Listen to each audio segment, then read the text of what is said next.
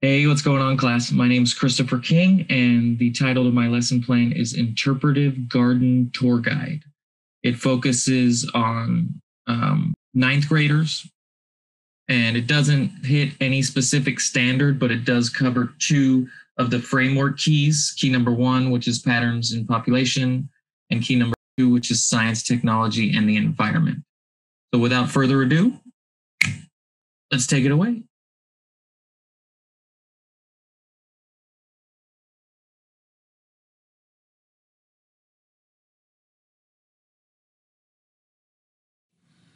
The lesson plan I created asks my future students to immerse themselves in the world of the indigenous people of America, specifically Southern California, as well as a required reading of Timelpok by Lowell John Bean. They are asked to film themselves doing a guided garden tour that focuses on three specific plants and how they aided indigenous peoples with the ability to thrive in their environment.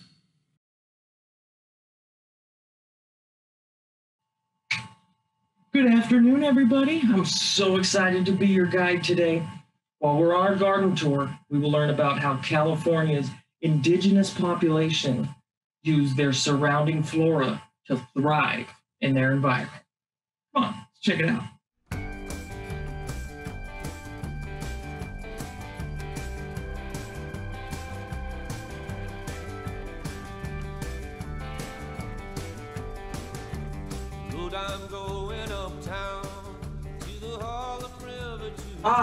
We are standing underneath the magnificent honey mesquite tree.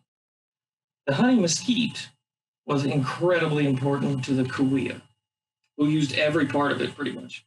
The beans were consumed, the tree trunk itself was hollowed out to make mortars, which we're going to see in a little bit, and the limbs were used to make bows for their bow and arrows.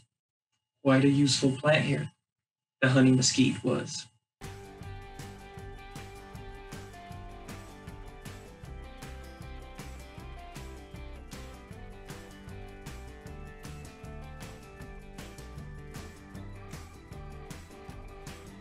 This is the creosote bush. Found throughout the Sonoran and Mojave deserts, indigenous people discovered a variety of medical uses for the creosote.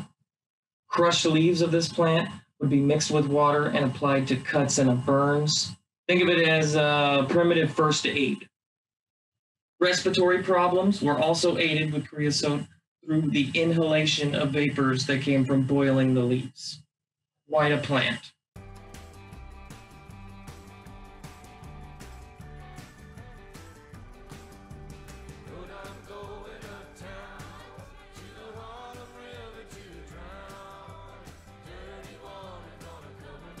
Check these out. These are called mortar and pestles. The Cahuilla fashioned them out of the metamorphic mountains in the valley that surrounded them, much like the metamorphic mountains we have here. They also made some out of hollowed out tree trunks that were the portable version, because you don't want to haul around a big 1,000-pound rock just to grind up your food every day. Check it out. This is my favorite plant to tell people about, the prickly pear cactus. Well, not so much the cactus, but the insect that loves to feed on the moisture of the cactus. This insect is called cochineal. And before I get into it, quick question. Does anyone love the color red?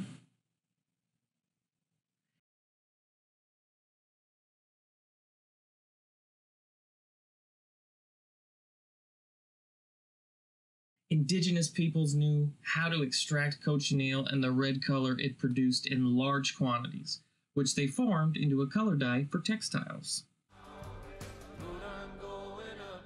Hey, you guys want to hear a joke? Okay, alright. There was a big tall guy who used to play in the NBA, but now he's a coach. What do his current players call him? You want to know? Coach O'Neal. Ah! Get it? Get it? Whatever.